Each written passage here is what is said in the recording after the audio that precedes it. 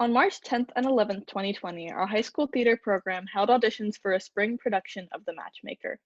On March 12th, the cast list was posted, and on March 13th, the school shut down due to the coronavirus pandemic. We pressed on anyway. Each week throughout the summer, the cast met for character development exercises and scene readings online via Zoom. In time, with the ever-changing circumstances, we devised a plan to film our production for a virtual audience. But amid the continuing uncertainty, even those plans had to change. We had to set aside our beloved play and set our sights on a different endeavor. So, in the spirit of continuing theater all over the world that has been impacted by this pandemic, we present to you our examined life of 2020. It's composed of original scenes and monologues compiled by our group. And as many of us rehearsed characters that we were never able to play on stage, we will begin with Barnaby and Cornelius of The Matchmaker, trying to make sense of everything that has happened.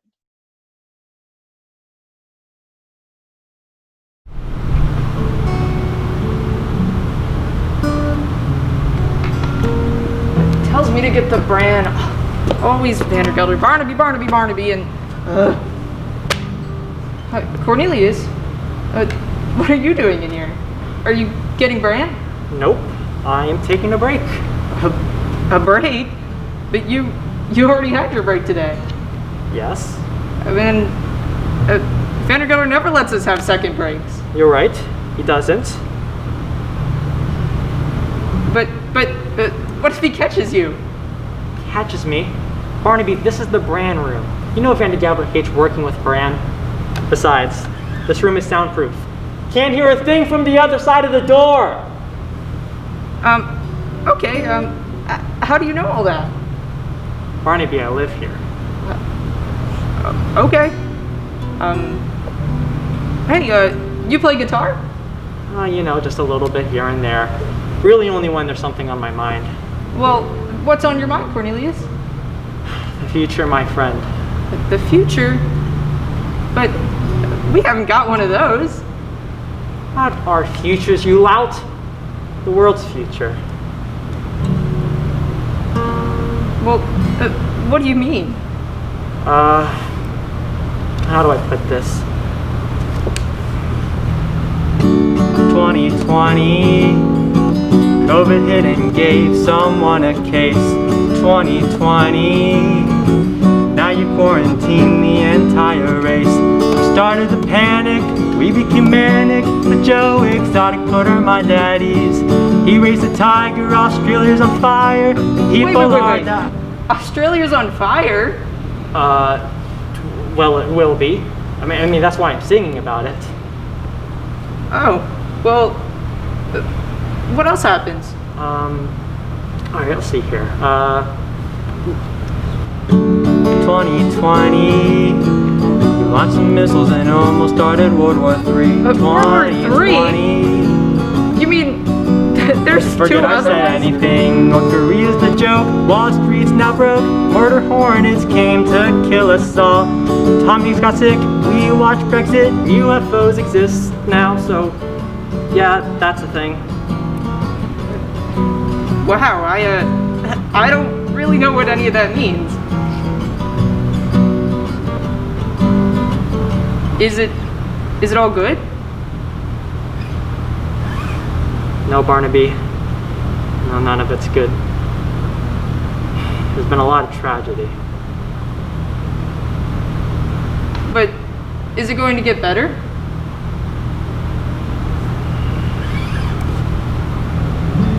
We might be broken, but the people will put up a fight.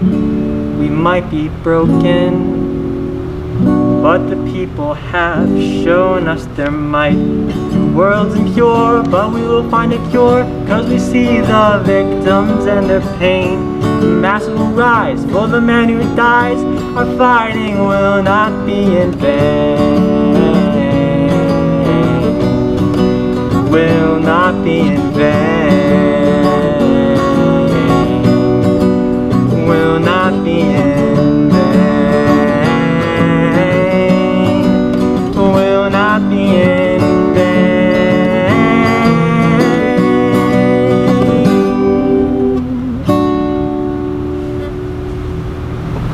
That's a lot to take in, Cornelius. Yeah, I know it is, buddy. But we've got a long time before that happens. Besides, everything's gonna work out in the end. Always has and always will. Well, that's all good, I suppose, but I have one more question. If that all happens in 2020 and we're in 1890, how do you... Let's stop asking questions, okay, buddy? Okay. Come on. Let's get back to work before old Wolftrap yells at us like he always does. Cornelius Barnaby! Holy cabooses, let's go!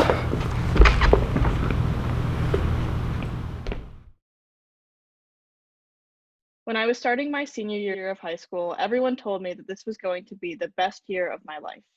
You probably know already that it didn't really turn out that way. I canceled trips to see my family and sing at Carnegie Hall. I graduated from my couch, and I may never see some of my high school friends again. Now I head into the new school year, attending a college in the fall that I have never even been able to visit due to COVID. This uncertainty is scary, but I still look forward to my future.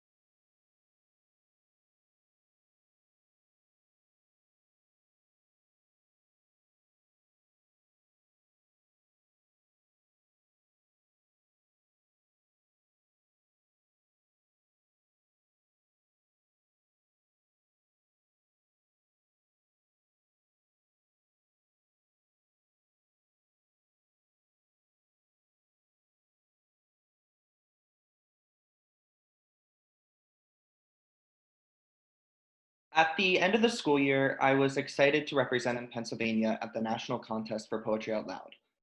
While COVID-19 thwarted this opportunity, I had the privilege of being featured on some of their platforms. The poet of my second poem, Randall Mann, even reached out to me about my interpretation, and we've communicated about my poetry as well. Quarantine has allowed me to understand my identity and passions more. And while some of these exciting opportunities in the arts have been canceled, I have grown to understand my own strengths and weaknesses to look into the next year with hope.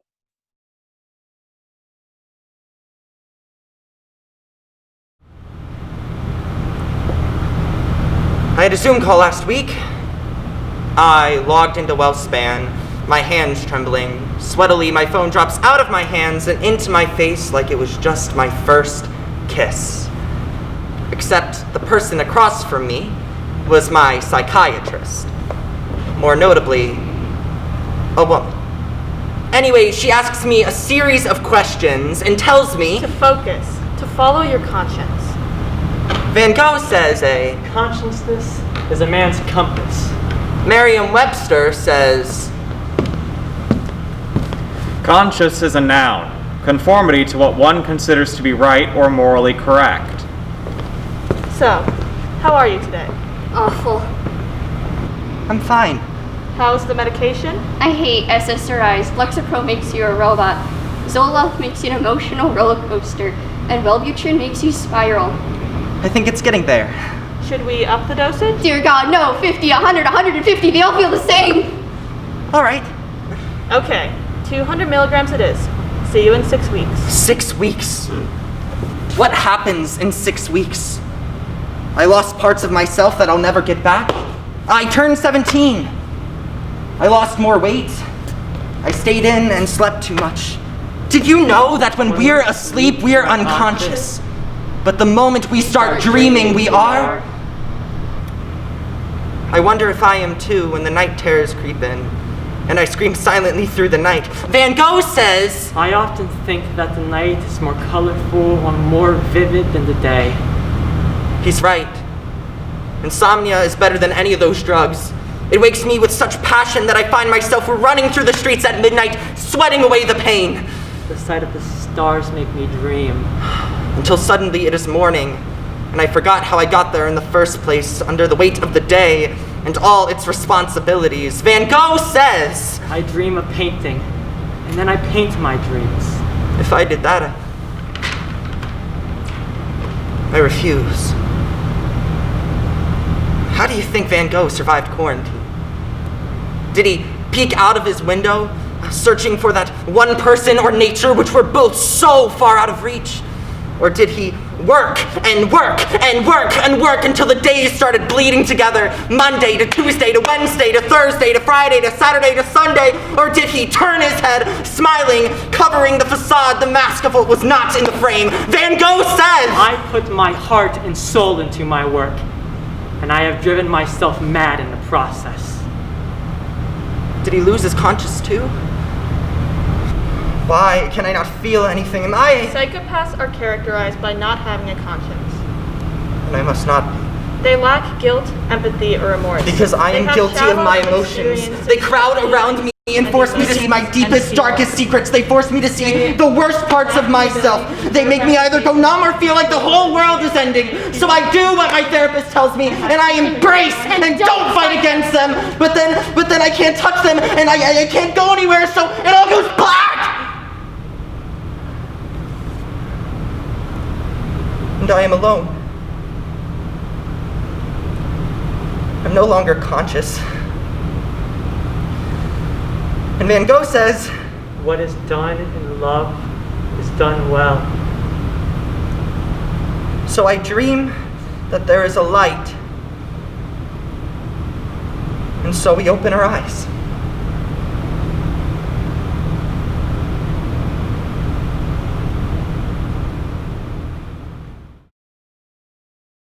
I finally thought I knew what my future looked like, and I had finally developed well thought out expectations for my senior year, college years, and some time after that. After COVID wrecked everything in my life, whether it was directly or indirectly, that well-developed picture of my future slipped through my fingers, and now I'm left with no plan and feeling like I know nothing about what my future looks like. Because I'm a long-term thinker, I like to know roughly what my future might look like, but now I have no clue what anything in my life will turn into. My vision of my life slipped through the cracks, and there's nothing I can do about it. Well, I'm glad we got to talk. It was nice to see all of you, but I gotta get going to the store. Someone decided to shred my toilet paper supply. Okay, Sparky, I'll be back. Please behave while I'm gone.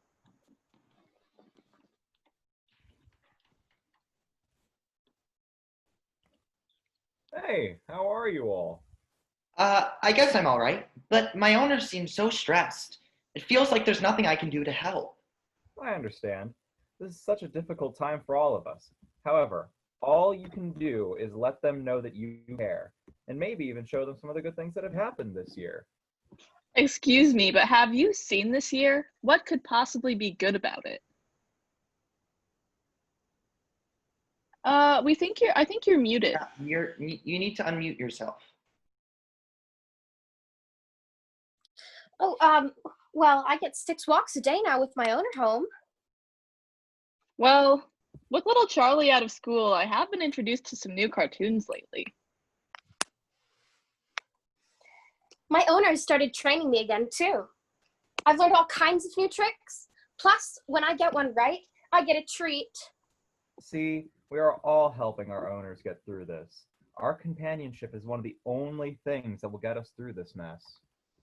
You know, you're right. We do need each other if times are going to get better. This year may not be normal, but at least we have each other to help us through it.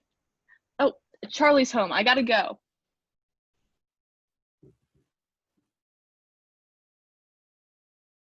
So originally over the summer, me and a bunch of my friends were supposed to go down to Delaware for a beach trip. My friend, he has a beach house, and we were gonna go to the boardwalk, have some fun on the beach, and we were actually gonna play an open mic at a bar because, you know, we're in a band and we make music, so we thought that'd be fun. But then COVID happened, so that didn't happen. I mean, it happened for 2 reasons, mainly because of COVID. It shut down everything. All of the public spaces were closed, the beaches were closed, and the bars were closed especially. So there wasn't really going to be any reason to go down to the beach and stay in a cramped little beach house for like 5 days. So we figured it probably would be best just to cancel it. And then the other smaller reason is because one of my friends got his internal organs removed from his body. I mean, he's fine now, it's just a surgery. He had to get his appendix removed. But yeah, that all happened, and it kind of sucks, but that's the nature of the world nowadays.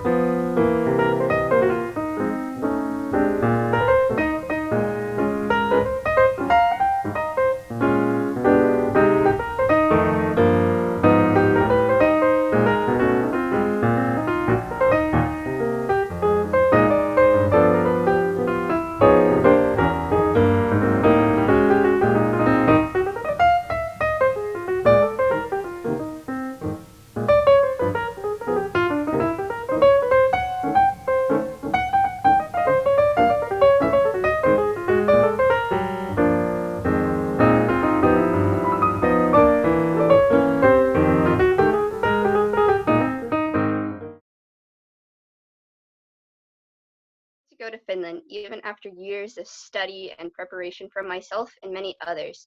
I'm not the only one that's lost this opportunity to study abroad. Go to Europe over the summer on the world language trip. From Munich to Madrid, I was going to get to leave the country for the first time. I went through the process of getting a passport and all of that, just to learn, oh, it isn't happening. So really, the passport, all it did for me was provide me a means of identification to get my driver's license. See, I forgot to bring my learner's permit to the DMV, not thinking I'd need that, but, you know, I just happened to have my passport with me. So she says at the counter, do you have your learner's permit? And I said, no. Do I need that? Do I need to get back in line? What do I have to do here? And she's just like, wait, that a passport in your hand? Why, yes, ma'am, it is. So she just takes the passport, compares the photo of me with comparatively longer hair, but no difference, and says, all right, here's your driver's license. and it all worked out in the end after the most terrifying 5 minutes. So maybe I didn't get to go to Europe, but at least I can drive, but not to Europe.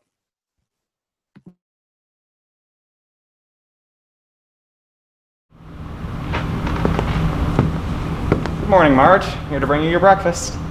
Morning, James. Just set it right down at the table, will you? What's today's meal? Same as every Tuesday. Breakfast sandwich. Of course. How could I forget? You'd think living here a decade would eventually teach me that Tuesday is the worst day of the week. Oh, well, it beats reading the news, doesn't it? How can you even look at the paper these days? Well, the same way I always look at it, with glasses. No. How can you even look at the news with all the bad things happening in the world right now? Well, as you know, I am old, and I've seen far too much tragedy to be bothered by newspaper headlines, even the virus. Now, I wasn't alive then, but my parents lived through the Spanish flu, and I saw the tragedy and the depression and the wars. But what I can tell you, and remember it, is that no pain lasts forever, and that there's a bright end to all of it. Wow. I don't know what to say. Thank you for the perspective. Of course. All I ask is you bring me something more uplifting at lunchtime.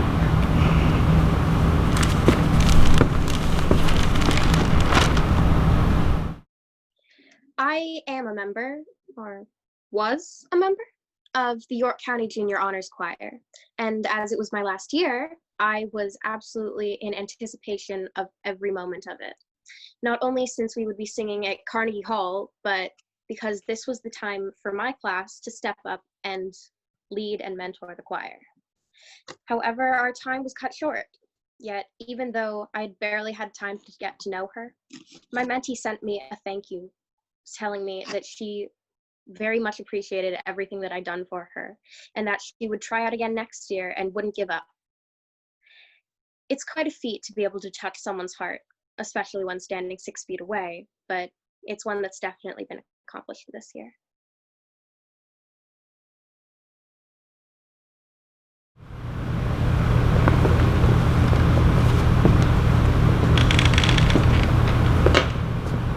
Oh my god, Devin, is that you? I didn't even recognize you because, you know. Oh, yeah, same thing here. And your hair has gotten a lot longer too, Sam. I hardly even recognized you. My hairdresser's still shut down, so. Yeah. What am I doing? It has been so long since I've even talked to someone else that I've almost forgotten how to act. But we can't. Maybe we could. I don't think we can.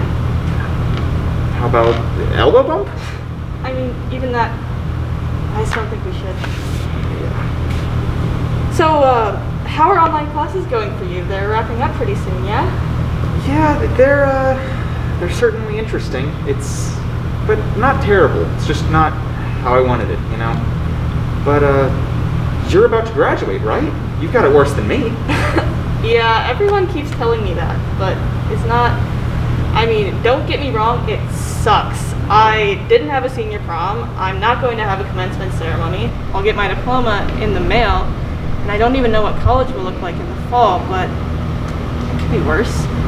I just try not to look at the things that I'm missing out on, you know? I mean, I'm still employed, I have a place to live, and I'm not high risk. And even just having the ability to deal with the world right now is a skill that I wouldn't have had before. I just try to think about it that way to remind myself that I'm pretty lucky. I mean, this is not how I imagined my senior year, my graduation playing out, but it could be worse. I wanted to spend my last summer in Pennsylvania surrounded by friends, making memories every day. After these last few weeks, I'll be in Nashville, far away from my friends and family here. I would have loved to say all the proper goodbyes to everyone I know and love. I would have loved to get to see everyone that got me through high school one last time. And hopefully one day I'll get to.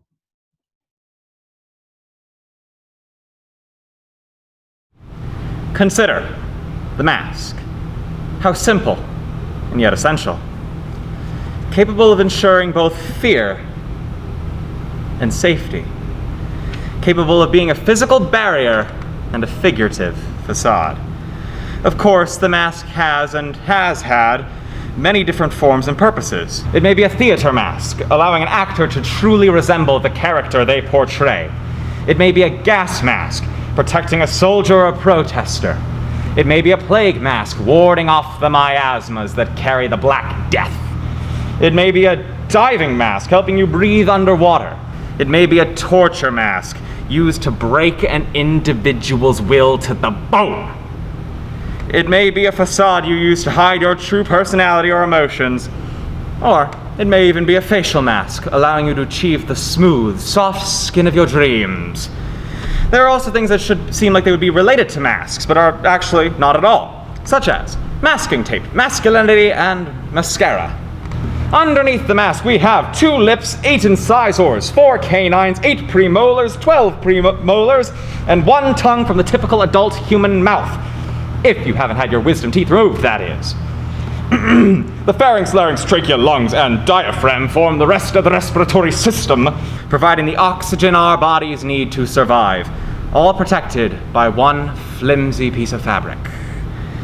Regardless, the mask has been an essential aspect of human culture, from Greek theater to ancient rituals to modern medicine to anonymous. And now, it is essential to preserving the culture that created this long, rich history of the mask. I graduated high school in the class of 2020. If I said any other year, I'd be congratulated. Instead, people just apologize. It's whatever. I can't change anything that's already happened.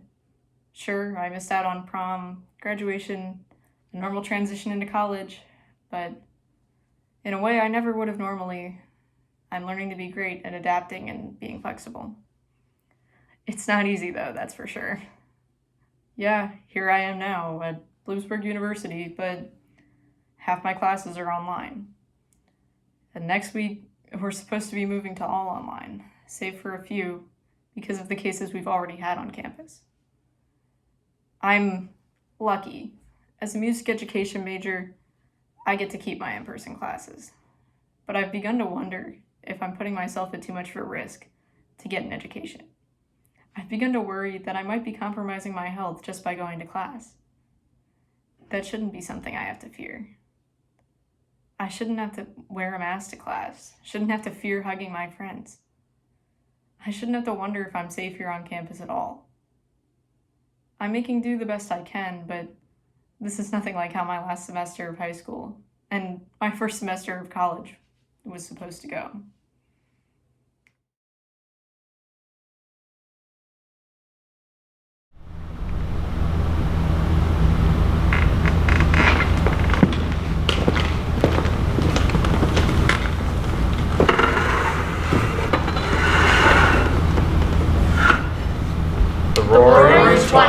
Was a critical decade in American history. It marked social and pivotal upheaval. People indulged in new styles of dressing. And others defied the laws that were put in place. Lives were roaring for some, But for many, theirs were not. death surrounds us. We remember. And those we still do not know. Our education has taken a step backward. Well, I am looking forward to college. I cannot forget about the abnormal end to my senior year. I will be wearing masks to class Confined to campus. Unable to have visitors. and socializing less. Will I be prepared? People are defying the laws. That are supposed to protect us. I go in public and see others without a mask. Or better yet, It's below their face. Like, dude, you put forth the effort to purchase a mask. You put it on your face, fully knowing that the public wants you to put it over your mouth and nose to protect Yourself. and those around you. But you just put it on your chin? Organized crime is growing. Police brutality has taken Philando George Castile. Breonna Taylor. So we protest peacefully. Yet some are rioting. Minneapolis. City. Philadelphia. There's a scare happening all around us. People are dying. Yet others are risking their lives. People don't listen. Yet they are expecting things to change. Charlie Chaplin once said, Life is a tragedy. When seen in close-up. But a comedy. In long shot. I feel like I'm trapped. In a black void of space. Unable to move. But there is a light. We may not see it, but there's always hope to be had. every day it feels like we're living through yet another history lesson. It is difficult for me to separate My hope for the future. from my disappointment concerning the past. While there may be limitations, We hope that this will allow us To experience something new and exciting. We hope that America has learned its lesson about the need for effective government leadership. Both at the state and federal level. We hope that humanity will recognize its own fragility and take the phenomenons that threaten our survival more seriously. from pandemics To climate change? to war. This pandemic has torn us apart, but we hope that it will bring us together in ways that will make us More resilient and More unified in the future. because of COVID. We got an experience we didn't think we would have. our lives have been changed. The world discusses A new normal. However, I'm not sure if any sense of normalcy will come out of our situations. This distancing has opened a window into the innermost parts Of each and every one of us. revealing things that can never be hidden again. We are suddenly able to see, deeply into one another. glimpsing at our fears, our hopes, our beliefs, And our compassion for one another. When faced with crisis, How do we react? Do we place others' needs first? Or do we blame them for our problems? Do we keep our masks on? or do we take them off? If you could protect someone by dealing with a minor inconvenience, Would you? The threat of the pandemic is immense. However, the more pressing issue is The lack of selflessness in our society. yet, as Many people reveal themselves for the worse. Others show their abundance of compassion. Look into your town. and you'll see people giving their time and money for good. Just look. And you'll see people working at food banks, Shelters. And other nonprofits. Not because They are told to, but because They see a need in the world. and take it upon themselves to fill it. They aren't seeking glory or payment. They just know that they can help. And want to make Our lives easier. We don't know what else to say. except Thank you. for that new perspective.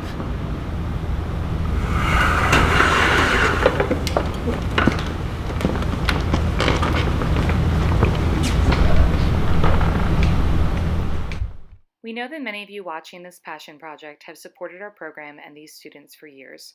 While we were crushed to give up our spring show, we're so proud of this group who persevered and created something meaningful from that setback. Number 20 is your turn. In support of our program, the arts, and pandemic relief efforts, please consider donating your $10 ticket cost for this Trojan Theater performance either to directrelief.org or to our local community theater, the Belmont. We can't wait to be back on stage and telling stories with you. Thank you, as always, for joining us.